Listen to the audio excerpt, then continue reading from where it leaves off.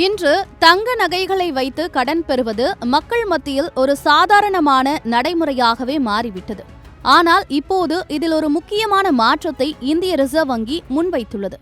இனிமேல் தங்கத்தின் முழு மதிப்பிற்கு கடன் அளிக்க முடியாது. அதற்கு பதிலாக அந்த மதிப்பின் அதிகபட்சம் 75% மட்டுமே கடனாக வழங்கலாம் என ரிசர்வ் வங்கி பரிந்துரைத்துள்ளது. பொருளாக உங்கள் நகையின் மதிப்பு 100 ரூபாய் என்றால் வங்கிகள் அதற்கு 75 ரூபாய் வரை மட்டுமே கடன் வழங்க இயலும். இந்த மாற்றத்தின் பின் ஒரு முக்கியமான கேள்வி மக்கள் மத்தியில் எழுகிறது. இப்போது எந்த வங்கி எவ்வளவு வட்டியில் தங்க கடன் வழங்குகிறது என்பதுதான். அதற்கான பதில் உங்களுக்காக.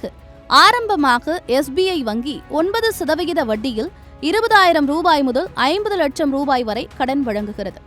கனரா வங்கி 8.75% வட்டியில் 1 லட்சம் ரூபாய் முதல் 35 லட்சம் ரூபாய் வரை வழங்குகிறது.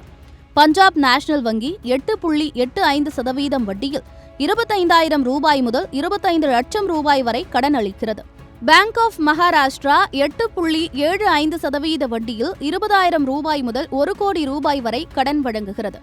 HDFC வங்கி 9.30% முதல் 17.86% வரை வட்டியில் 25,000 ரூபாய் முதல் தொடங்கி கடன் தருகிறது. ஆக்சிஸ் வங்கி 17% வட்டியில் 25,000 ரூபாய் முதல் 4 லட்சம் ரூபாய் வரை கடன் அளிக்கிறது.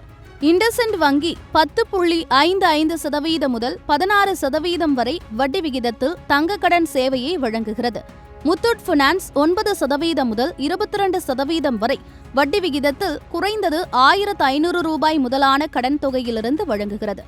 மணப்புரம் 9.90% வரை வட்டியில் 3,000 ரூபாய் முதல் 1.50 கோடி வரை தங்க கடன்கள் வழங்குகிறது. பேங்க் ஆஃப் பரோடா 9.90% வட்டியில் 50 லட்சம் ரூபாய் வரை கடன் அளிக்கிறது.